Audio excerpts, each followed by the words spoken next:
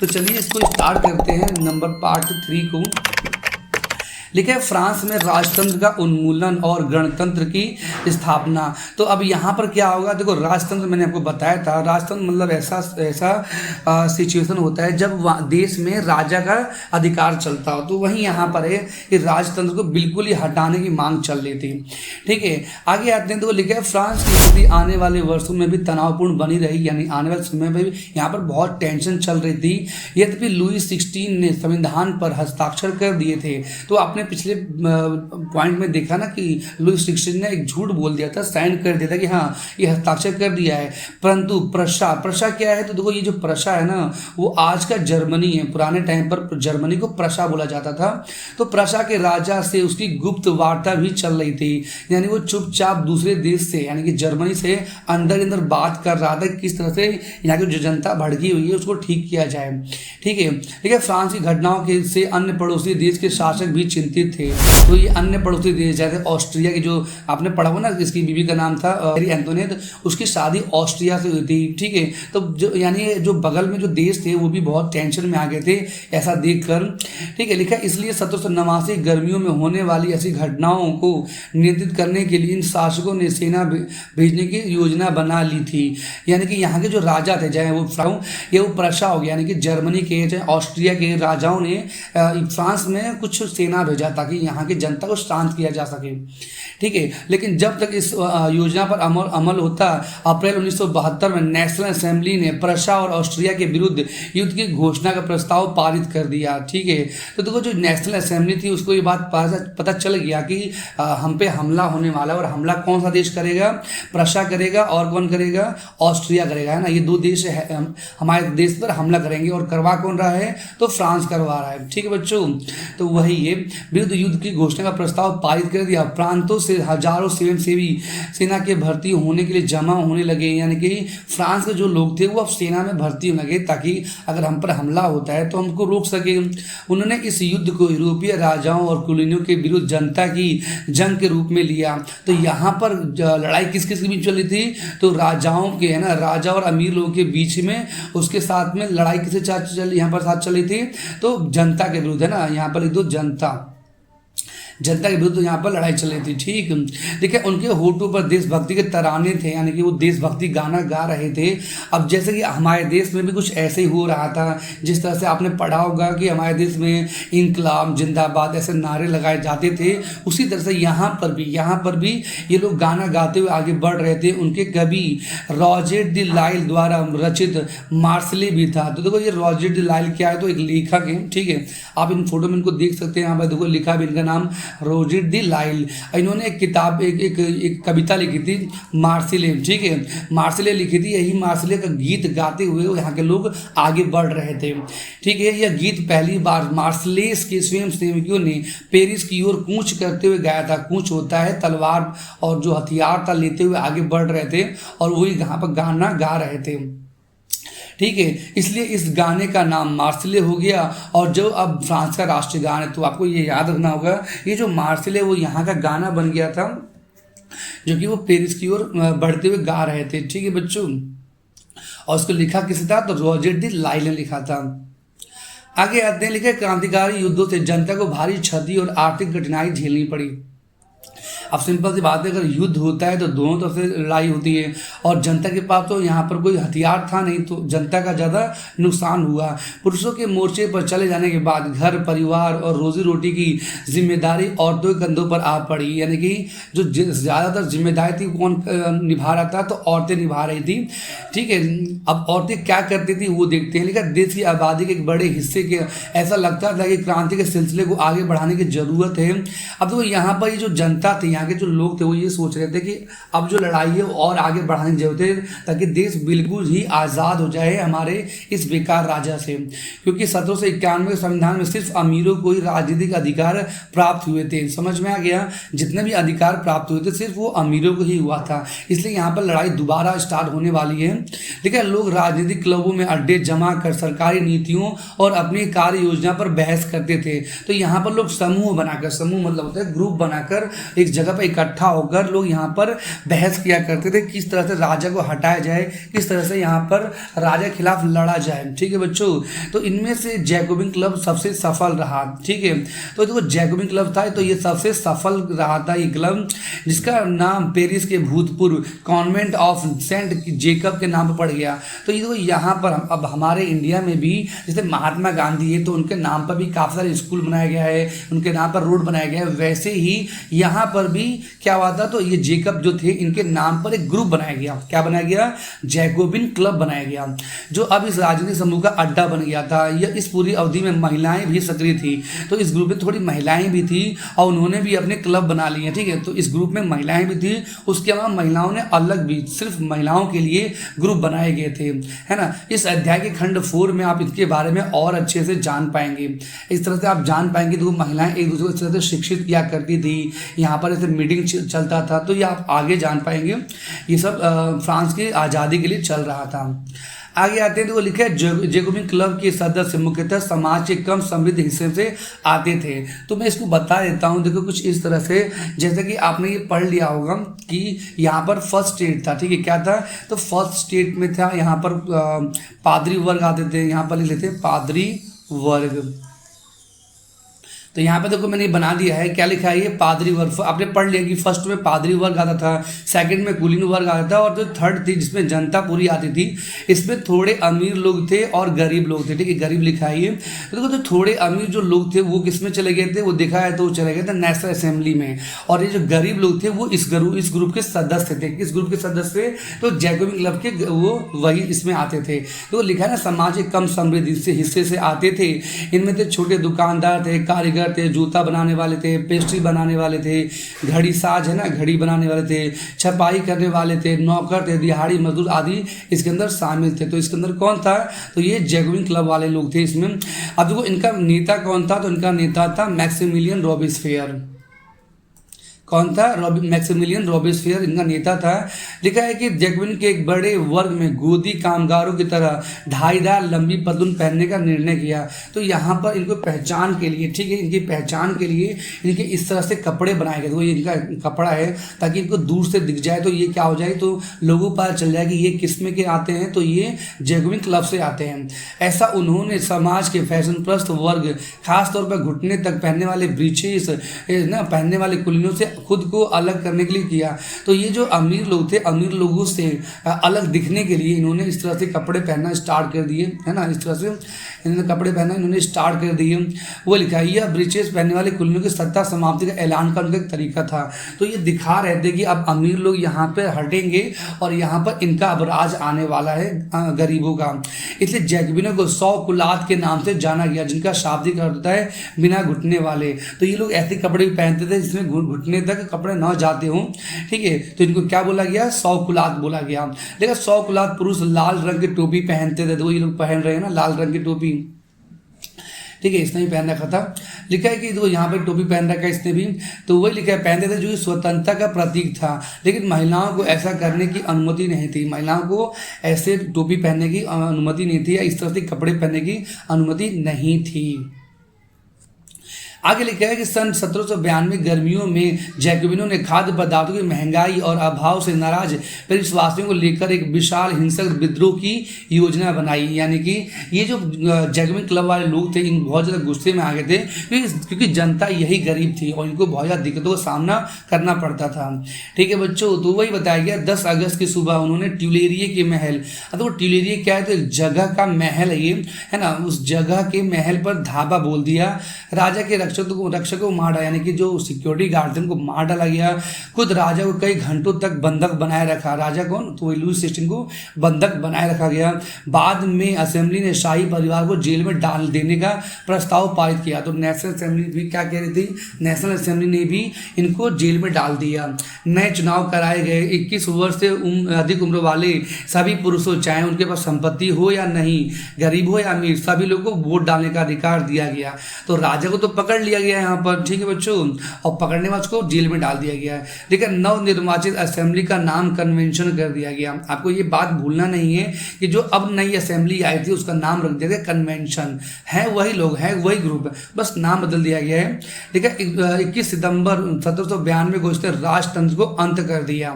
ठीक है, यानी कि यहाँ पर अब वो संवैधानिक आ गया, संविधान यहाँ पर अब बिल्कुल बन गया ये, और राजतंत्र बिल्कुल खत्म कब कर दिया गया, तो 1792 में फ्रांस को एक नया एक गणतंत्र घोषित कर दिया गया। ठीक है, जैसा कि आप जानते हैं गणतंत्र सरकार वह रूप है जहाँ सरकार एवं उसके प्रमुख का चुनाव जनता करती है। तो अब देखो यहाँ पर गणतंत्र का मतलब ये बताया गया है कि ऐसा जगह जहाँ की जनता अपने राजा का चुनाव करती है, तो यहाँ पर अब जनता चुनाव करेगी। ठीक है, अब राजा यहाँ पर कोई भी काम नहीं करेगा, यह वंशानुगत राजशाही नहीं है, यानी कि राजा का बेटा राजा, राजा बेटा राजा, अब यहाँ पर ये नहीं चलेगा। ठीक है, आप कुछ अन्य गणतांत्रिक देशों के बारे में जानकारी प्राप्त करने की कोशिश करें और देखें कब वो कैसे गणतंत्र बने। तो आप लोग ये लोकतांत्रिक की बुक में पढ़ लेंगे कि किस तरह से दूसरे देश के लोग या दूसरे देश लोकतांत्रिक है या नहीं, वो आप लोग पढ़ेंगे। आगे आते हैं तो वो लिखा है लुई 16 को कोर्ट ने, न्यायालय ने देशद्रोह के आरोप में मौत की सजा सुना दी। ठीक है, यानी कि जो कोर्ट था उसने देशद्रोही बोला इसको, लुई 16 को, और उसको फांसी की सजा सुना दी। लिखा है 21 जनवरी 1793 को प्लेस डी कॉनकॉर्ड में, ये कौन सा जगह है, तो एक जगह नाम है ये प्लेस डी लॉ कॉनकॉर्ड में, उसे सार्वजनिक रूप में फांसी दे दी गई। ठीक है, सार्वजनिक मतलब कि सभी के सामने उसको फांसी दे दी गई। आगे लिखा है जल्द ही उसकी रानी मैरी एंटोनियट का भी वही हश्र हुआ था, तो उसकी जो बीवी थी उसके साथ भी यही हश्र हुआ और उसको मार दिया गया। आगे आते हैं तो अगला टॉपिक क्या दे रखा है, दे रखा है आतंक राज। इसको पढ़ते हैं, आतंक राज में क्या था, तो देखो लिखा है सन 1793 से 94 तक काल को आतंक का युग कहा जाता है। अब सबसे सवाल पहला ये है कि आतंक काल क्यों बोलते हैं, लुई 16 तो मारा गया है, तो आतंक राज अब यहाँ पर कौन ला रहा है, तो वो हम पढ़ेंगे। देखो लिखा है रोबेस्फियर ने, देखो रोबेस्फियर वही था, वो जैकोबिन क्लब का मालिक था, इसका पूरा नाम था मैक्सिमिलियन रोबेस्फियर। तो इसने नियंत्रण और दंड की सख्त नीति अपनाई, तो इसने बहुत ही ज़्यादा बहुत ही हार्श मतलब होता है कठोर रूल निकाल दिए। उसके हिसाब से गणतंत्र के वो जो भी शत्रु थे, कुलीन और पादरी, अन्य राजनीतिक दलों के सदस्य, उसकी कार्यशैली से असहमति रखने वाले पार्टी सदस्य, उन सभी को गिरफ्तार करके जेल में डाल दिया गया। ठीक है, यानी कि जो इससे दुश्मनी करते थे, ये जो मैक्सिमिलियन रोबेस्फियर था, इससे जो दुश्मनी रखते थे उनको सबको बंद कर दिया गया जेल में। कौन कौन थे, दोबारा पढ़ते हैं। ठीक है, कुलीन यानी कि अमीर लोग और पादरी और अन्य राजनीतिक दल, वहाँ पर और भी तो पार्टियां रही होंगी, तो वो पार्टी के लोग या इनसे जो भी इनसे दुश्मनी मोल रहे थे, है ना, जो इनसे असहमत थे, यानी जो इनकी बात को नहीं मान रहे थे, उन सभी को जेल में डाल दिया गया और एक क्रांतिकारी न्यायालय द्वारा उन पर मुकदमा चलाया गया। यदि न्यायालय उन्हें दोषी पाता तो गिलोटीन पर चढ़ाकर उनका सिर कलम कर दिया जाता था। तो गिलोटिन क्या होता है, तो आप इस फोटो में देख सकते हैं, यहाँ पर सर डालकर इसको नीचे छोड़ते हैं तो आकर इसे सर को धड़ से अलग कर देता है। ठीक है, वही इसको गिलोटिन बोलते हैं। लिखा हुआ है कि गिलोटिन दो खंभों के बीच लटकते वाली आरा मशीन थी, है ना, आरा मशीन बोलते हैं इसको, जिस पर रखकर अपराधी का सिर धड़ से अलग कर दिया जाता था। इस मशीन का नाम इसके आविष्कारक डॉक्टर गिलोटिन के नाम पर पड़ा था। तो डॉक्टर गिलोटिन ने इसकी खोज की थी, इसलिए इसके नाम पर पड़ गया था। इसे क्या बोलते हैं, इसे गिलोटिन बोलो या आरा मशीन बोल दो, ठीक है, हिंदी में। आगे आते हैं तो रोबेस्फियर के बारे में और पढ़ लेते हैं। लेकिन रोबेस्फियर सरकार ने कानून बनाकर मजदूरी और कीमतों की अधिकतम सीमा तय कर दी, यानी कि रोबेस्फियर ने अब यहाँ पर और कानून बनाया। मजदूरी मतलब कि अगर आप एक दिन में कितना काम करते हो, दिहाड़ी, बेसिकली एक दिन में दिहाड़ी को कितनी मिलेगी उसको फिक्स कर दिया गया। और कीमत यानी कि पाव रोटी कीमत क्या होगी, दाल कीमत क्या होगी, इन सभी को अधिकतम फिक्स कर दिया गया। आगे बताया गया गोश्त। गोश्त क्या होता है, बेसिकली आप जानते हैं इसको मीट बोलते हैं इंग्लिश में। तो मीट और पाव रोटी की राशनिंग कर दी गई। राशनिंग मतलब हो गया कि इसको भी फिक्स कर दिया गया कि आप इससे ज़्यादा नहीं बेच सकते। लिखा है किसानों को अपना अनाज शहरों में ले जाकर सरकार द्वारा तय कीमत पर बेचने के लिए बाध्य किया गया। तो ये बोला गया कि आपको इसी कीमत पर, मान लो कि अगर 10 रुपये मार्केट में चल रहा है तो 10 रुपये ही करना पड़ेगा। अब मैं आपको एग्जाम्पल बताता हूँ। मान लीजिए एक किसान का एक खेत है और उसने यहाँ पर उधार लेकर किसी से 1000 रुपये उधार लेकर इसे खेती कर ली। लेकिन अब मान लो कि अब उस ज़माने में किसी चीज़ के दाम कम हो जाते हैं, ठीक है। अभी मान लीजिए गेहूँ की कीमत चल रहा है 10 रुपये, ठीक है, सरकार खरीद रही है, अब वहाँ पर इसकी कीमत हो जाती है 8 रुपये या 7 रुपये। तो इस व्यक्ति को जो यहाँ के किसान होंगे, अब उसने वो अपना अनाज 10 रुपये के बेचने वाली थी, पर अब उसको कितना बेचना पड़ेगा, 7 रुपये का बेचना पड़ेगा। वही यहाँ बताया गया है कि उसको बेचना पड़ रहा था उन गरीब लोगों को जो बहुत ज़्यादा मेहनत करके खेती से उगाए थे। आगे होता है कि अपेक्षाकृत महंगे सफ़ेद आटे के इस्तेमाल पर रोक लगा दी गई। देखो सफ़ेद आटा क्या होता है मैं बता देता हूँ। बेसिकली ये एक मैदा ही होता है, इनको सफ़ेद आटा पर रोक लगा दी गई। सभी नागरिकों के लिए साबुत गेहूँ से बनी और बराबरी का प्रतीक मानी जाने वाली समता रोटी खाना अनिवार्य कर दिया गया, ठीक है। तो समता रोटी क्या होता है, जिस तरह हमारी रोटी होती है वैसी इनकी भी रोटी होती है, उसको लागू कर दिया कि यही सब खाएंगे, ठीक है। आगे होता है कि बोलचाल और संबोधन में भी बराबरी का आचार व्यवहार लागू करने की कोशिश की गई। यानी आप किसी से बोलते हैं तो इज्जत से बोलना होगा। आप उसको आदमी को बोलोगे महाशय, क्या बोलोगे, महाशय। आप लोग जानते हैं हम लोग हिंदी इंग्लिश में इंडिया में हम मिस्टर बोलते हैं किसी को भी, आदमी को, या हम औरत को मिस या मिसिस बोलते हैं।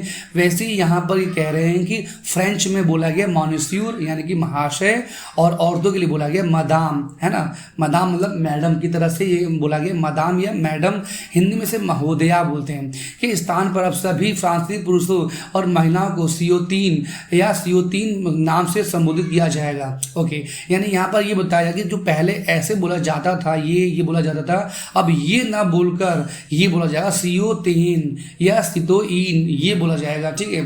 पहले वो बोला जाता था ये दोनों, लेकिन अब ये दोनों बोला जाएगा। चर्चों को बंद कर दिया गया और उनके भवन को बैरक या दफ्तर बना दिया गया। देखो भवन होता है उस बिल्डिंग को बैरक, बैरक क्या होता है, तो ऐसा जगह जहाँ पे आर्मी रहती है या पुलिस रहती है, इस जगह को क्या कहते हैं, बैरक कहते हैं या दफ्तर कहते हैं उसको, ठीक है बच्चों। ये बना दिया गया। लेकिन रोबेस्पियर ने अपनी नीतियों को इतनी सख्ती से लागू किया कि उसके समर्थक भी त्राही त्राही करने लगे। तो इसने बुरे तरीके से उसने कानून बनाया कि उसके जो दोस्त लोग थे, यानी इसको सपोर्ट करने वाले जो लोग थे, वो भी अब बहुत ज़्यादा परेशान हो गए। त्राही त्राही होता है बहुत ज़्यादा परेशान हो जाना। अंततः जुलाई 1794 में न्यायालय द्वारा उसे भी दोषी ठहराया गया। कोर्ट ने उसको भी पकड़ लिया और गिरफ्तार करके अगले ही दिन उसे गिलोटिन पर चढ़ा दिया गया, ठीक है बच्चों। तो आपको समझ में आ गया होगा, इसको भी पकड़ के गिलोटिन में है ना उसको चढ़ा दिया गया, इसको भी मार दिया गया। देखो यहाँ पर कुछ इस तरह से ये चढ़ाया जा रहा है। आगे आते हैं, देखो अगला क्या पढ़ेंगे, तो अगला पढ़ेंगे हम डायरेक्टरी शासित फ्रांस पढ़ेंगे, ठीक है बच्चों। तो चलिए इसको स्टार्ट करते हैं। लिखा हुआ है कि जैकोबिन सरकार के पतन। अब देखो हमने पिछले टॉपिक में पढ़ा था जैकोबिन सरकार के बारे में, ठीक है। तो जैकोबिन सरकार का जो हेड था वो थे मैक्सिमिलियन रॉबेस्पियर, ठीक है। तो उन्होंने भी अपनी पावर का गलत इस्तेमाल किया था और वो भी बहुत ही कठोर नियम लेकर आए थे, जो कि यहाँ की जनता को बहुत ज़्यादा दिक्कतों का सामना करना पड़ रहा था। इसलिए उनको भी अब हटा दिया गया कोर्ट के द्वारा। तो सबसे पहले यहाँ पर लुई 16 थे, उसका ये अंकल जिनका नाम था जैकोबिन क्लब है ना, मैक्सिमिलियन रॉबेस्पियर, उनको भी हटा दिया गया। अब सवाल है जब इन दोनों को ही हटा दिया गया है, मार दिया गया है, तो यहाँ पर अब यहाँ पर शासन कौन करेगा, तो उसको पढ़ लेते हैं। तो लिखा है जैकोबिन सरकार के पतन के बाद मध्य वर्ग के संपन्न तबके के पास सत्ता आ गई। यानी कि यहाँ पर जो अमीर लोग थे, या तो नेशनल असेंबली बोलो या कन्वेंशन बोलो, उनके पास सत्ता फिर से आ गई, पावर उन्हीं के पास आ गई है। अब क्या है, तो लिखा है नए संविधान के तहत, ठीक है, संपत्तिहीन तबके को मताधिकार से वंचित कर दिया गया। तो यहाँ पर नया संविधान ये बनाया गया कि संपत्तिहीन तबके को, यानी कि जो गरीब, बहुत ज़्यादा जो गरीब है, ठीक है, जो बहुत ज़्यादा गरीब है, क्योंकि पावर किसके पास आ गई थी, तो थोड़े अमीर लोग के पास है ना, मध्य वर्ग के पास आ गई थी।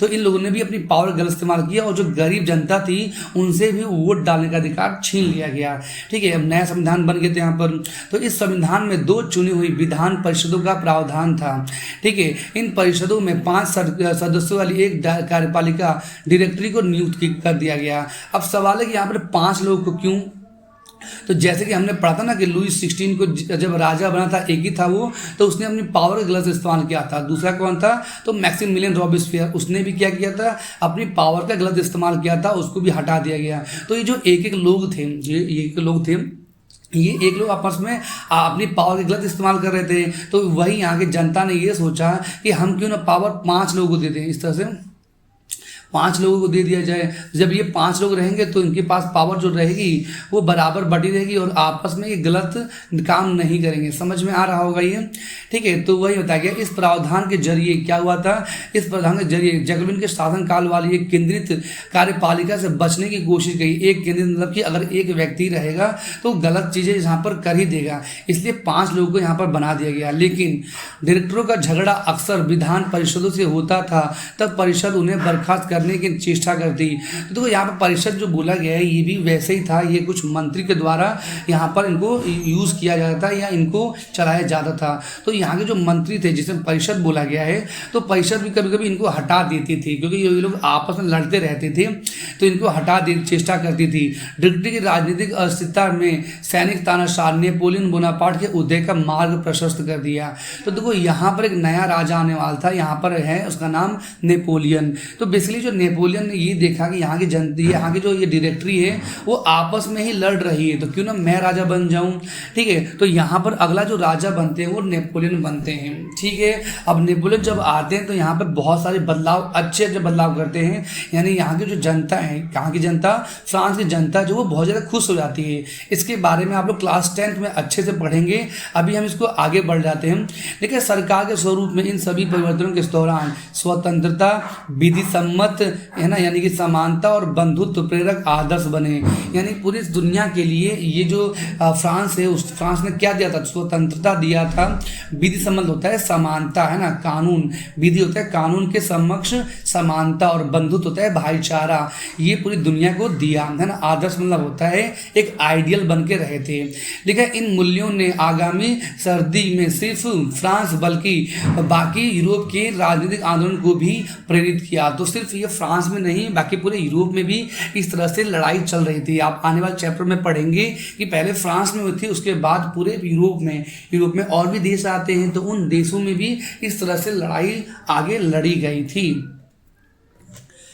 हाँ, तो हम आगे आते हैं इस टॉपिक पर। जैसे हमने ये टॉपिक अपने पिछले टॉपिक में पढ़ा था कि महिलाएं क्या काम करती, तो हम महिलाओं के बारे में पढ़ लेते हैं। लेकिन क्या महिलाओं के लिए भी क्रांति हुई? तो लिखे महिलाएं शुरू से ही फ्रांसीसी समाज में इतने अहम परिवर्तन लाने वाली गतिविधियों में सक्रिय रूप से शामिल थी। तो आपको पता होगा कि महिलाएं भी किसी से कम नहीं होती, ये लोग भी लड़ाई लड़ने के लिए हाजिर रहती थी। उन्हें उम्मीद थी कि उनकी भागीदारी क्रांतिकारी सरकार को उनका जीवन सुधारने हेतु ठोस कदम उठाने के लिए प्रेरित करेगी। तो उनको उम्मीद था कि एक दिन सरकार हमारे लिए भी काम करेगी। देखिए तीसरे स्टेट की अधिकांश महिलाएं जीविका निर्वाह के लिए काम करती थी। तीसरा स्टेट आपको समझ में आ ही रहा होगा कि यहाँ पर जो थर्ड समूह था जिसमें जनता आया करती थी, उसमें सारी महिलाएं काम किया करती थी। क्या काम किया करती थी? तो सिलाई, बुनाई, कपड़ों की धुलाई किया करती थी, बाजारों में फल फूल सब्जियां लाती थी, अथवा संपन्न घरों में घरेलू काम करती थी। वो संपन्न होता है अमीर लोग के घर में झाड़ू पोछा काम किया करती थी। देखिए बहुत सारी महिलाएं वैश्यावृत्ति करती थी। वैश्यावृत्ति मतलब होता है कि लोगों के घर के कामकाज किया करती थी। ठीक है बच्चों। देखिए अधिकांश महिलाओं के पास पढ़ाई लिखाई और व्यावसायिक प्रशिक्षण के मौके नहीं थे। तो ज़्यादातर महिलाओं के पास क्या था, पढ़ाई लिखाई नहीं था और व्यवसाय होता है उनको कुछ ट्रेनिंग नहीं दिया गया था। ठीक है, केवल कुलीनों की लड़कियां यानी कि जो अमीर लोग थे उनकी लड़कियां अथवा तीसरे स्टेट की जो धनी परिवार की जो लड़कियां ही कॉन्वेंट में पढ़ पाती थी। कॉन्वेंट मतलब होता है स्कूल में पढ़ पाती थी। इसके बाद उनकी शादी करा दी जाती थी। ठीक है, तो आप इस फोटो में देख सकते हैं ये सब लड़कियां हैं और लड़कियों के लिए ही बातचीत चल रही है। देखिए कामकाजी महिलाओं को अपने परिवार का पालन पोषण भी करना पड़ता था, जैसे खाना पकाना, पानी लाना, लाइन लगाकर पावरोटी लाना, बच्चों की देख रेख करना आदि करना। उनकी मजदूरी पुरुषों की तुलना में कम थी। तो कहने का मतलब ये कि ये महिलाएं अपने घर में भी काम किया करती थी और दूसरे घर में भी जाके वो काम किया करती थी और उसके बावजूद भी उनको सैलरी कम दी जाती थी।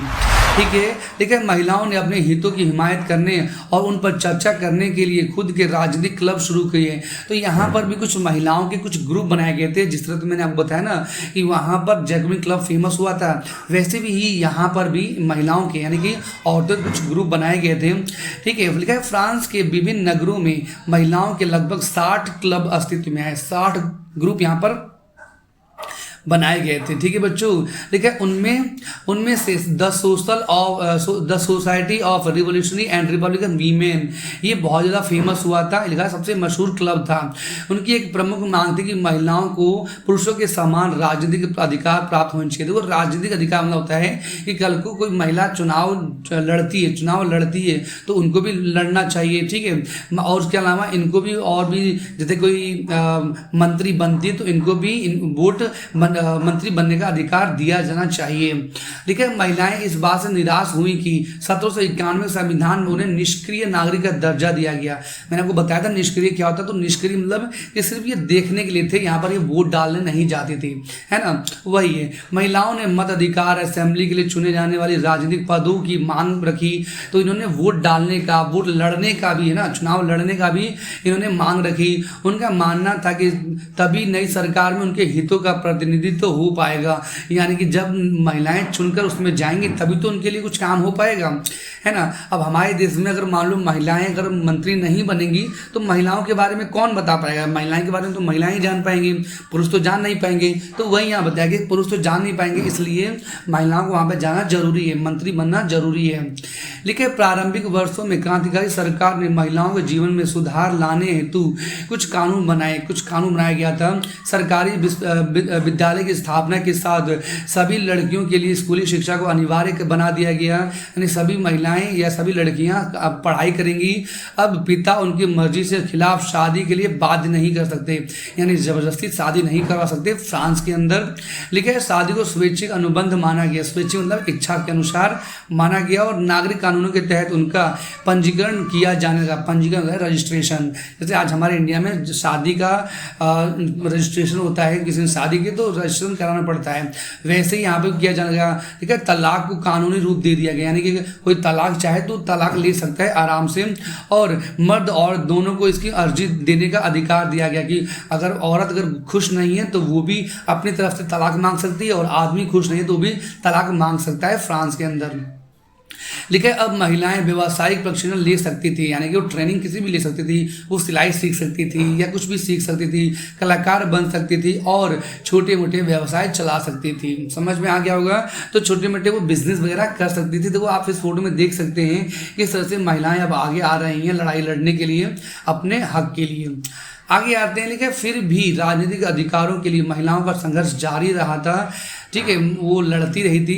लेकिन आतंक राज के दौरान सरकार ने महिला क्लबों को बंद करने और उनकी राजनीतिक गतिविधियों पर प्रतिबंध लगाने वाला कानून लागू किया गया था। तो जब आतंक राज मैक्सिमिलियन रॉबेस्पियर राजा बना हुआ था तो उस टाइम पर महिलाओं क्लब बंद कर दिए गए थे। ठीक है, कई जानी मानी महिलाओं को गिरफ्तार कर लिया गया, उनमें से कुछ को फांसी पर चढ़ा दिया गया था। तो आपने ये पढ़ लिया था, उनको फांसी पर चढ़ा दिया गया था। आगे आते हैं तो आगे क्या लिखा हुआ है, आगे लिखा है मताधिकार और समान वेतन के लिए महिलाओं का आंदोलन अगली सदी में भी अनेक देशों में चलता रहा। तो मैंने बताया ना कि फ्रांस में और अन्य भी देश आते हैं, यूरोप में अन्य देश भी आते हैं, तो अन्य देशों में भी यहाँ पर लड़ाई चलती रहती। किस लिए चलती? तो मताधिकार होता है वोट डालने के लिए। मताधिकार का संघर्ष 19वीं सदी के अंत और 20वीं सदी के प्रारंभ तक अंतर्राष्ट्रीय मताधिकार आंदोलन के जरिए जारी रहा था। तो एक संस्था थी, इसका नाम था अंतर्राष्ट्रीय मताधिकार। तो इन्होंने ये आंदोलन किया था, उनके द्वारा जारी रहा था। क्रांतिकारी आंदोलन के दौरान फ्रांसीसी महिलाओं की राजनीतिक सरगर्मियों के प्रेरक स्मृति के रूप में जिंदा रखा गया। इसका मतलब ये है कि उनको याद रखा गया कि महिलाएं भी किसी तरह से लड़ाई करती हैं देश के लिए, है ना। और अंततः सन 1946 में फ्रांस की महिलाओं को वोट डालने का अधिकार दे दिया गया। तो जब 1946 आया, ठीक है, ये बच्चों ध्यान देना, 1946 कौन सा डेट था? इसके बाद 1 साल बाद हमारा देश आज़ाद हो गया था। तो ये वही दिखा है, तो वही डेट है ये जब हमारा देश आज़ाद होने वाला था। तो हमारा देश आज़ाद होने वाला था और ये लोग क्या कर रहे थे? तो इनका आज़ाद हो चुका था पूरे बिल्कुल ही, और इन्होंने महिलाओं को भी वोट डालने का अधिकार दे दिया था बिल्कुल ही। ठीक है बच्चों, तो देखो यहाँ पर आप फोटो में देख सकते हैं कि ये महिलाएं कैसे वोट डाल रही हैं। आप इसको पढ़ सकते हैं कि जो लैंग्वेज लिखा है आपको लग रहा होगा इंग्लिश है ये, पर इंग्लिश नहीं है, फ्रेंच लैंग्वेज है। ठीक है, ये क्या लिखा है? ये सब फ्रेंच लैंग्वेज है, जो कि पेरिस की महिलाएं यहाँ पर वोट डाल रही हैं। ठीक है बच्चों, आगे आगे तो यहाँ पर महिलाओं को कितना मशक्कत करना पड़ रहा है लाइन लगाने के लिए, है ना। ओके, आगे आते हैं तो इनके बारे में पढ़ लेते हैं। तो ये यहाँ की फेमस महिला हैं। अब जैसे हमारे इंडिया में अब कुछ महिलाएं हैं जो लड़ाई लड़ी थी देश के लिए, जब बहुत सी महिलाएं थी जैसे कि सरोजिनी नायडू हो गई और भी वहाँ पे महिलाएं हैं, ठीक है। तो वैसे ये जो महिला है इनके बारे में पेपर पूछा जाता है कि इन्होंने क्या किया था। तो इन्होंने ही ये अधिकार के बारे में विरोध किया था, क्योंकि इस अधिकार में ज़्यादातर किसको बताया गया, पुरुष को बताया गया, पुरुष को ही बताया गया था। इसलिए इन्होंने महिला के लिए भी, है ना, महिला के लिए है ना, महिला और नागरिक अधिकार घोषणा पत्र तैयार किया। तो महिलाओं के लिए भी जो कि पुरुषों को अधिकार दिए गए थे तो उनको हटा कर, यानी पुरुष को दिया जाएगा, साथ में महिलाओं के लिए भी यहाँ पर अधिकार की मांग इन्होंने रखी थी और इन्होंने बनाया भी था। तो इनका नाम क्या है, इनका नाम है ओलंप दे गूज। आपको ये डेट याद रखना होगा, आपको ये भूलना नहीं है ये डेट को। इस डेट पर इन महिला का जन्म हुआ था और इन्होंने भी देश के लिए बहुत सारा काम किया था। तो पेपर में इनके बारे में पूछा जाता है कि इन्होंने कब तैयार किया था। तो इसको अब ये होमवर्क है कि आप लोग इसको खुद एक बार पढ़ लेंगे, ठीक है बच्चों। आगे आते हैं, लिखे दास प्रथा का उन्मूलन। अब ये क्या है, अब ये पढ़ लेते हैं। तो देखो दास प्रथा बेसिकली होता क्या है तो मैं बता देता हूँ। एक तरह से नौकर ही होता है, लेकिन एक नौकर ऐसे होते हैं जिनको सैलरी मिलती है और एक ऐसे जो होते हैं जिनको सैलरी नहीं मिलती। यानी कि एक अमीर परिवार हो गया और उनके लिए एक जो नौकर है वो काम करते हैं दिन रात। अगर पानी भी चाहे तो वो नौकर इनको पानी देगा, है ना, जूते साफ करेगा, सब कुछ काम करेगा और उनको सैलरी नहीं मिलती थी। इसी को दास बोलते हैं। समझ में आ रहा है। आज के टाइम पर क्या होता है, तो हमारे घर के जो महिलाएं हैं वो काम पर जाती है, कहीं पर झाड़ू पोछा करती हैं और शाम को अपने घर आ जाती हैं और साथ में महीने में उनको सैलरी मिलती है। पर इनमें क्या होता है, तो इसमें ऐसा नहीं होता है, उनको सैलरी नहीं मिलता है, सिर्फ रहने के लिए एक छोटा सा रूम दे दिया जाता है और उनको खाना मिलता है, बस। इसी को क्या कहते हैं, तो इसी को दास कहते हैं। तो इस दास सिस्टम को, इसमें जो गरीब लोग होते हैं इनका जीवन बहुत ज़्यादा बेकार हो जाता है, इनका अपना लाइफ कुछ होता नहीं है। तो इसी चीज़ को हटाने के लिए यहाँ पर एक आंदोलन चलाया गया था, वही बताया गया दास प्रथा का उन्मूलन। तो आशा करते हैं आपको ये समझ में आया होगा। अब किस तरह से इसको हटाया जाएगा इसको पढ़ लेते हैं। आगे आते हैं तो लिखा है, फ्रांसीसी उपनिवेशों में दास प्रथा का उन्मूलन जैकोबिन शासन के क्रांतिकारी सामाजिक सुधारों में से एक था। तो जब जैकोबिन क्लब का जो मालिक था मैक्सिमिलियन रोबेस्पियर, जब वो राजा बना था तो उसी टाइम से दास प्रथा को हटाने की बात चल रही थी। देखो लिखा है, कैरिबियाई उपनिवेश मार्टिनिक, गुadeloupe और सैन डोमिंगो, ये जो छोटे देश है, यहाँ पर यहाँ के लोगों से ये इस तरह से यहाँ पर काम करवाया जाता है, इनको बांध रखा है, इस तरह से इनको काम करवाया जाता था, ठीक है। तो वही क्या काम करवाया जाता था, तो तंबाकू, नील की खेती, चीनी और कॉफ़ी जैसी वस्तुओं का महत्वपूर्ण आपूर्ति करता था। पूरे देश में इनसे बिकवाया जाता था, बिकवाया मतलब इनको बांटा जाता था, है ना। तो वही लिखा, अपरिचित एवं दूर देश जाने वाले और काम करने के प्रति यूरोपियों की अनिच्छा का मतलब था बागानों में श्रम की कमी। अब जैसे मान लो कि मैं बात करता हूँ यूरोप की, तो मान लो ये यूरोप है, तो यहाँ पर अगर मान लो चाय की खेती हो रही है, कुछ भी खेती की जा रही है, ठीक है, तो यहाँ पर ये लोग काम तो करेंगे नहीं, क्योंकि यूरोप के लोग ये तो काम करते नहीं थे, ये नौकरों से काम करवाते थे। तो यहाँ के लोग नौकर क्यों बनेंगे, अपने घर के लोग थोड़ी नौकर बनेंगे, यहाँ के जो लोग हैं वो नौकर नहीं बनेंगे।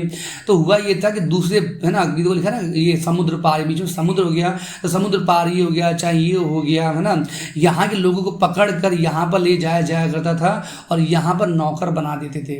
अब मान लो कि वो तो वापस आएगा तो पानी बीच में पड़ जाता है, तो पानी पार करके वो तो अकेले आ नहीं पाएंगे, तो मजबूरन उनको वहाँ पर रहना पड़ता था। तो वही बताया गया है कि इस तरीके से यहाँ के लोग यहाँ के लोग उधर जाते थे, यहाँ के लोग इधर आते थे, ये सिर्फ गरीबों के साथ हुआ करता था। तो इस तरीके से यहाँ पर दिख रहा है, मैंने यहाँ पर एरो ट्रायंगल बना रखा है, इस तरह से ऐसे ये होता था ना, एक ट्रायंगल बन रहा है, ठीक है। तो ट्रायंगल मतलब होता है त्रिकोणीय। तो यहाँ पर लिखा भी है कि इस कमी को यूरोप, अफ्रीका और अमेरिका के बीच त्रिकोणीय दास व्यापार द्वारा पूरा किया गया, ठीक है। ये वो त्रिकोण बना ना, एक ट्रायंगल सा इस तरह से बन रहा है। वही दास व्यापार 17वीं शताब्दी में शुरू किया। 17वीं शताब्दी मैंने बताया था स्टार्टिंग में, यानी कि 1600 के बाद ये स्टार्ट हुआ था। देखिए, फ्रांसीसी सौदागर बोर्दे या नानते बंदरगाह से, कौन से बंदरगाह, अब सवाल है बंदरगाह क्या होता है, तो मैं बता देता हूँ। तो बंदरगाह होता है समुद्र का किनारा। जिस तरह से बस कहाँ रुकती है, बस अड्डे में, और हवाई जहाज कहाँ रुकता है, एयरपोर्ट पर रुकता है, वैसे ही जो पानी का जो जहाज होता है या जो नाव होती है वो कहाँ रुकेगी, तो इस तरीके से समुद्र किनारे ही तो रुकेगी, और इसी को कहते हैं बंदरगाह। क्या कहते हैं, बंदरगाह। तो बोर्दे और नानते ये कहाँ पड़ता है, तो ये पेरिस में पड़ते हैं, ठीक है बच्चों, तो फ्रांस में पड़ते हैं ये। तो बंदरगाह से अफ्रीका तट पर जहाज ले जाते थे, जहाँ वे स्थानीय सरदारों से दास खरीदते थे। तो यहाँ पर जो सरदार थे, जो मेन हेड हुआ करता था बेचने का, वो दूसरे देश में लोगों को बेच देते थे, है ना। लिखा है दासों को दाग कर। दागना क्या होता है जानते हो? तो बेसिकली दागना होता है उनको आग से इस तरह से लोहे को लेकर, एक लोहा लेकर उनको जलाकर, लोहे को जलाकर उसको गर्म करके उसकी बॉडी पर चिपका दिया जाता था। इससे उनकी बॉडी पर एक दाग बन जाता था, ठीक है, वही, ताकि पहचान बनी रहे कि वो हमारा नौकर है, ताकि वो भाग ना जाए। और हथकड़ियों डालकर अटलांटिक महासागर के पार, ठीक है, दूसरे देशों में, कैरिबियाई देशों तक इन 3 माह की लंबी समुद्री यात्रा के लिए इनको जहाज में ठूस दिया जाता था। जहाज के द्वारा दूसरे देश जाते थे, वहाँ उन्हें बागान मालिकों को बेच दिया जाता था। बागान मतलब कि जो जहाँ पर इनको काम करवाया जाता था, खेतों में, किसी भी खेत में, है ना, बागान होता है गार्डन, तो गार्डन में इनसे काम करवाया जाता था। दास श्रम के बल पर यूरोपीय बाजारों में चीनी, कॉफी, नील की बढ़ती मांग को पूरा करना और हुआ। तो अगर यहाँ पर जब दास आ गए, ठीक है, यहाँ पर जब दास यहाँ भी आए थे, तो यहाँ पर जब दास आ गए, तो दास जब आ गए तो वो काम करेंगे, और जब काम करेंगे तो वहाँ पर वो चीज़ उगाया जाएगा, और उगाने से पूरी दुनिया में इनकी जो मांग थी वो पूरी हो पाएगी। तो दुनिया में जो भी मांग थी, जैसे चीनी हो गया, कॉफ़ी हो गया, नील हो गया, आपने पढ़ा होगा कि इंडिया में नील की खेती की जाती थी, वो भी अंग्रेजों के द्वारा ही किया है। तो यहाँ भी इंडिया में भी दास प्रथा का सिस्टम चल रहा था, ठीक है। तो देखो बोरदे और नानते, ये क्या है? तो बंदरगाह के नाम है। फलते फूलते दास व्यापार के कारण ही समृद्ध नगर बन पाए। तो यहाँ पर ही इनके चलते ये समृद्ध नगर बन गया। यहाँ पर काफ़ी लोग आते थे, दास को खरीदते थे और अपने देश चले जाते थे। यानी कि ये फेमस किस लिए हुआ था? तो दासों के लिए बहुत ज़्यादा ये फेमस हो गया था, ठीक है। तो वो आप लोग देख सकते हैं इस फोटो में किस तरह से काम करवाया जा रहा है इन दासों से, इनको पकड़ कर, है ना। आगे लिखा है कि 18वीं सदी में फ्रांस की दास प्रथा की ज़्यादा निंदा नहीं हुई। तो फ्रांस में इसकी ज़्यादा निंदा नहीं हुई। सभी लोग सोच रहे थे कि दास प्रथा जो है वो ठीक ही है ना। तो वो लिखा है नेशनल असेंबली में लंबी बहस हुई कि व्यक्ति के मूलभूत अधिकार उपनिवेशों में रहने वाली प्रजा सहित समस्त फ्रांसीसी प्रजा को प्रदान किए जाए या नहीं। तो यहाँ पर बहस चल रहा था, कहाँ पर? तो मैंने बताया था नेशनल असेंबली जिन्होंने आज़ादी दिलाई थी, लुई 16 से, है ना, लुई 16 से आज़ादी दिलाई थी। तो उससे इस बात को यही बताया गया कि मीटिंग चल रही थी कि दास प्रथा को हटाया जाए कि नहीं हटाया जाए। परंतु दास व्यापार पर निर्भर व्यापारियों के विरोध के भय से नेशनल असेंबली में कोई कानून पारित नहीं किया गया, क्योंकि इसमें अमीर लोग थे और अमीर लोग ही तो नौकर रखवाते थे अपने पास। तो इन लोगों ने यानी खुद के लिए ये मना कर दिया, ये कानून बना ही नहीं, ठीक है। लेकिन ये जो गरीब जनता थी, जो दास बन रहे थे, जीवन इनका बहुत ज़्यादा खराब चल रहा था, ठीक है बच्चों। देखो लिखा है, लेकिन अंततः सन 1794 की कन्वेंशन यानी कि जो नई सरकार आई थी, नई अब यहाँ पर बनी थी, कन्वेंशन ने फ्रांसीसी उपनिवेशों से सभी दासों को मुक्त का कानून पारित कर दिया। पर यह कानून एक छोटी सी अवधि तक लागू रहा। 10 वर्ष बाद नेपोलियन ने दास प्रथा पुनः शुरू कर दी। तो जो मैंने बताया था ना कि यहाँ पर नेपोलियन आया था, उसने कुछ अच्छा काम किया था, तो उस अच्छे काम में ही कुछ बुरा काम भी कर देता है, इसलिए बाद में नेपोलियन को लोग हेट भी करते हैं, उसके गुस्सा भी करते हैं बाद में। तो उसको हम क्लास 10 में पढ़ेंगे। अभी हम ये पढ़ते हैं कि उसने पुनः शुरू कर दी थी, ठीक है। बागान मालिकों को अपने आर्थिक हित साधने के लिए अफ्रीकी निगरो लोगों को गुलाम बनाने की स्वतंत्रता मिल गई, ठीक है बच्चों। तो अब यहाँ पर दोबारा से देखो निगरो क्या होता है। तो देखो इस तरह से जो काले लोग होते हैं, कौन होते हैं? जो काले लोग होते हैं इनको निगरो बोलते हैं। तो इन लोगों को दोबारा गुलाम बनाने की स्वतंत्रता मिल गई थी, ठीक है। ठीक है, फ्रांसीसी उपनिवेशों से अंतिम रूप से दास प्रथा का उन्मूलन 1848 में किया गया। तो बिल्कुल ही इसको यहाँ से कब हटा दिया गया? तो फ्रांसीसी उपनिवेशों में, जहाँ पर फ्रांस ने कब्जा कर रखा था, ठीक है, तो वहाँ पर से दास प्रथा को बिल्कुल ही हटा दिया गया 1848 में। तो आशा करता हूँ आपको समझ में आया होगा इस चीज़ को, ठीक है। अब आज आगे आते हैं, इसमें आखिरी टॉपिक पढ़ लेते हैं, ठीक है। इस वीडियो में हम आखिरी टॉपिक पढ़ेंगे। लिखा क्या है? लिखा है क्रांति और रोजाना की जिंदगी। अब इसका क्या मतलब है? तो अब क्रांति तो खत्म हो गई थी, अब यहाँ का जीवन कैसा चल रहा था, इस टॉपिक में हम ये पढ़ने वाले हैं। आगे लिखा हुआ है, लिखा है कि क्या राजनीतिक लोगों का पहनावा, उनकी बोलचाल अथवा उनके द्वारा पढ़ी जाने वाली पुस्तकों बदल सकती है? तो क्या राजनीति से जो भी यहाँ पर कानून बन रहे हैं, कानून के द्वारा लोगों का पहनावा बदल सकता है? क्या बोलचाल बदल सकती है? आप इसको देखते हैं कि बदलती है नहीं बदलती। देखा सन 1789 के बाद जब वो वहाँ पर लुई 16 के लिए आंदोलन हुआ था, उस वर्षों में फ्रांस के पुरुषों, महिलाओं और बच्चों के जीवन में ऐसे अनेक परिवर्तन आए। क्रांतिकारी सरकारों ने कानून बनाकर स्वतंत्रता, समानता के आदर्शों को को रोजाना की जिंदगी में उतारने का प्रयास किया। तो हमने अभी पढ़ा था ना कि फ्रांसीसी ने हमें क्या दिया है, स्वतंत्रता दिया है, समानता दिया है ना। तो उसी चीज को अपने लाइफ में इसको उतारा गया। लेकिन बास्टिल के विध्वंस यानी टूट जाने के बाद 1789 गर्मियों में जो सबसे प्राचीन सबसे महत्वपूर्ण कानून अस्तित्व में आया था वह था सेंसरशिप की समाप्ति। अब देखो बच्चों, सेंसरशिप क्या होता है मैं बता देता हूँ। जैसे मान लीजिए कि आप एक ऐसे देश में रह रहे हो जहाँ पर राजा रह रहा हो, ठीक है, और आप क्या हो तो आप मीडिया में हो। मीडिया मतलब कि आप न्यूज़पेपर चला रहे हो। तो अगर आप वहाँ पर सेंसरशिप लागू हो रखा है तो इसका मतलब ये है कि आप राजा के बारे में गलत नहीं छाप सकते। और अगर आपने राजा के बारे में कुछ भी गलत छापा तो राजा को पनिशमेंट या दंड देगा, है ना। आपका मशीन जो भी है छापने का वो छीन लिया जाएगा। तो लुई 16 के टाइम पर ये चल रहा था, जो भी उसके बारे में छापता था या लिखता था उसको काफ़ी कठोर दंड मिलता था। तो अब वो मर गया तो उसके मरने के बाद इस सेंसरशिप को समाप्त कर दिया गया। यानी कि जो यहाँ पर अब राजा बनेगा उसके बारे में हम छाप सकते हैं ताकि जनता को उसकी गलतियों के बारे में पता चल पाए। हमारे देश में भी आज भी ऐसा होता है कि अगर हमारे देश के कोई प्रधानमंत्री, कोई राष्ट्रपति कुछ अगर सही काम नहीं करते तो वो उनके खिलाफ लिखा जाता है ताकि जनता में जागरूकता फैल पाए, ठीक है ना। पर ध्यान देना कि हम यहाँ पर उनके बारे में गलत नहीं लिख सकते। अगर सच है, हमारे पास कोई सबूत है, तभी हम उसको लिख सकते हैं, ठीक है। तो उसी को बोला गया सेंसरशिप की समाप्ति को, यहाँ पर समाप्ति, इसको समाप्त कर दिया गया। देखिए प्राचीन राजतंत्र के अंतर्गत तमाम लिखित सामग्री और सांस्कृतिक गतिविधियों जैसे किताब, अखबार, नाटक को राजा के सेंसर अधिकार द्वारा पास किए जाने के बाद ही प्रकाशित या मंचित किया जा सकता था। यानी कि राजा उसको पहले देखता था, कोई भी किताब छपने वाली हो या कोई भी पेपर छपना तो राजा के लोग देखते थे कि इनके बारे में तो नहीं लिखा। अगर लिखता था तो उसको वहीं पर रोक दिया जाता था। परंतु अब अधिकारों के घोषणा पत्र ने भाषण और अभिव्यक्ति की स्वतंत्रता को नैसर्गिक अधिकार पर घोषित कर दिया है। यानी कि अब वहां पर लिखा जा सकता है, ठीक है। परिणाम स्वरूप फ्रांस के शहरों में अखबार, पर्चों, पुस्तकों में छपी हुई तस्वीरों की बाढ़ आ गई, जहां से तेजी से गांव देहात तक उन जा पहुंचे। यानी कि अब उनके बारे में लिखा जा सकता है। उनमें फ्रांस में घट रही घटनाओं और परिवर्तन का ब्यौरा, उन पर टिप्पणी होती थी। अब उनके बारे में कमेंट किया जाना कि सरकार ऐसा काम कर रही है, ऐसा कर रही है ना। तो देखो ये जो फोटो में दिखाया गया कि इस तरह से राजा ने मुंह रोक रखा था, अब वो नहीं रुका रहेगा। प्रेस की स्वतंत्रता का मतलब यह था कि किसी भी घटना पर परस्पर विरोधी विचार भी व्यक्त किए जा सकते हैं। यानी कि अगर जनता को लगता है कि हाँ ये उनके लिए सही रूल नहीं बनाया गया है तो उनको रोका जा सकता है या उसको अखबार में भी छापा जा सकता है कि राजा ने गलत काम किया है, ठीक है। प्रिंट माध्यम, प्रिंट मतलब छपाई के माध्यम से घटना परस्पर विरोधी विचार भी व्यक्त किए जा सकते थे।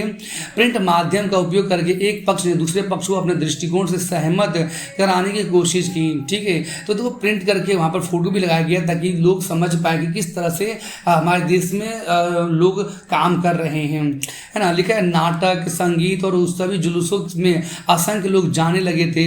यानी कि ये जो नाटक है, जो संगीत, कहीं भी गाना बज जाए तो वहाँ पर, और उस सभी जो जुलूस होता है कि लड़ाई कह रहा हूँ, किसी भी धर्म के अनुसार वहाँ पर वो अपना फंक्शन मना सकते थे।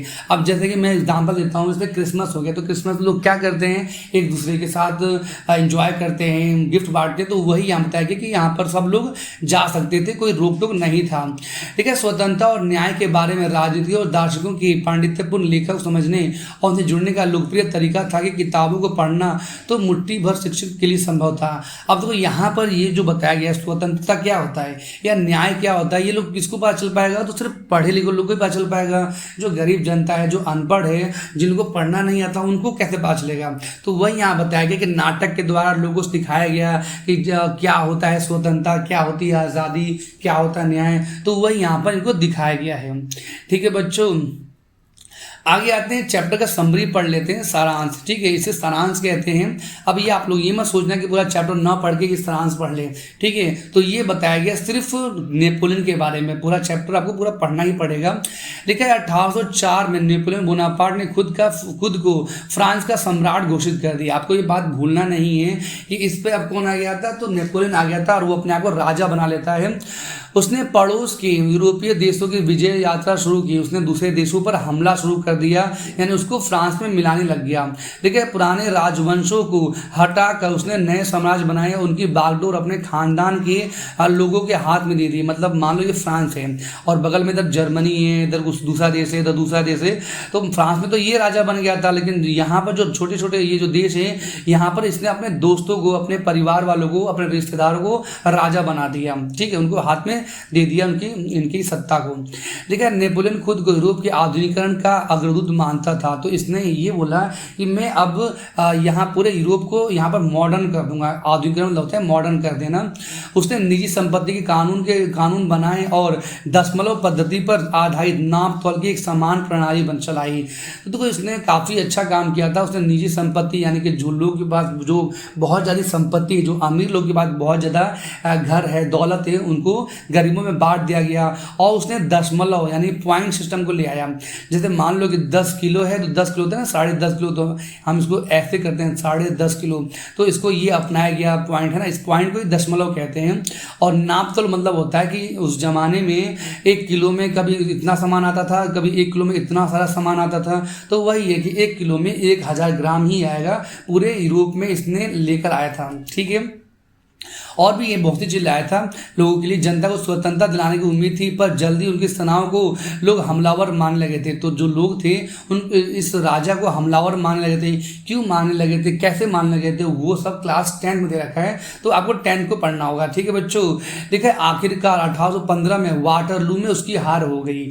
अब सवाल आपको ये समझ में आना चाहिए कि इसको हराया किसने होगा, तो वो भी क्लास 10 की बुक में दे रखा है। मैं बता देता हूँ, 4 देशों ने, टोटल 4 देशों ने इसे मिलके हराया था। ठीक है, कहाँ पे इसकी हार हुई थी, तो वाटरलू। वाटरलू क्या है, तो एक जगह का नाम है। लेकिन यूरोप के बाकी हिस्सों में मुक्ति और आधुनिक कानूनों को फैलाने वाले क्रांतिकारी उपायों का असर उनकी मृत्यु के बाद काफी समय बाद आया। तो इनके मृत्यु के बाद भी ये यहाँ पर लड़ाई चलती रहती, आंदोलन चलता रहा था। ठीक है, तो वही यहाँ बताया गया है। चलते हैं इस चैप्टर के आखिरी पार्ट पर। आखिरी पार्ट में क्या बताया गया है, तो देखो आपने ये पढ़ा होगा, स्वतंत्रता और जनवादी अधिकारों के विचार फ्रांसीसी क्रांति के सबसे महत्वपूर्ण विरासत थे। यानी कि पूरी दुनिया में देखो स्वतंत्रता की बात फैल गई और जनवादी अधिकार यानी कि लोगों के जो अधिकार है पूरी दुनिया में फैल गए। हमारे इंडिया में भी यही फैल गया था। ठीक है, ये विचार 19वीं सदी में फ्रांस से निकल कर बाकी यूरोप में फैले और इनके यहाँ सामंती व्यवस्था का नाश हो गया। सामंती व्यवस्था मैंने आपको बताया था, राजा के नीचे जो छोटे राजा होते हैं उनको इस सिस्टम को हटा ही दिया गया। देखो लिखा है, औपनिवेशिक समाज संप्रभु राज की स्थापना के लिए आंदोलन में दासता से मुक्ति के विचार की नई परिभाषा दी गई। यानी देश में किस तरह से दासता यानी आज़ादी को लाना है उसको नई परिभाषा दी गई। आपने क्लास 8 में पढ़ा हुआ टीपू सुल्तान के बारे में, इनको शेर मैसूर बोला जाता। तो जो ये जो थे इन्होंने दोस्ती कर ली थी फ्रांस के साथ में। आपने पढ़ा होगा फ्रांस के साथ में इन्होंने दोस्ती करके अंग्रेजों को अपने मैसूर से भगाया था। ठीक है, तो इन्होंने भी इनके बारे में पढ़ाई कर ली थी। पढ़ाई मतलब होता है कि यहाँ फ्रांस की जो बातें थी वो यहाँ इनके तक पहुँची थी। और हमारे देश में जो ये थे राजा राय है ना, ये भी हमारे देश के थे। तो जो राजा राम मोहन रॉय थे इनके पास भी ये बात इनके पास आई कि फ्रांस आज़ाद हो गया है। तो इन लोगों ने भी जब सुना जब फ्रांस आज़ाद हो गया है तो हमारे देश में भी यही स्टार्ट हो गया था कि हमारे देश को भी आज़ाद होना होगा। किनसे आज़ाद होगा, तो अंग्रेजों से आज़ाद होना होगा। तो इन लोगों ने फ्रांस से क्या था, फ्रांस से ये एक प्रेरणा लिया था, एक इंस्पिरेशन लेकर अपने देश को आज़ादी दिलाने में बहुत ज़्यादा भूमिका निभाया था। तो आपको समझ में आ गया होगा कि इन लोगों ने फ्रांस को देखा जब वो आज़ाद हो गया तो इन्होंने भी अपने देश को आज़ादी की मांग की बात अपने देश में उठाई थी। तो आशा करते हैं आपको ये चैप्टर समझ में अच्छी तरह से आ गया होगा। बाकी किसी भी प्रकार का डाउट है तो आप इस वीडियो को दोबारा से देख सकते हैं, और अगर फिर भी नहीं आता है तो आप हमसे कमेंट करके पूछ सकते हैं। अभी के लिए इतना ही, धन्यवाद बच्चों।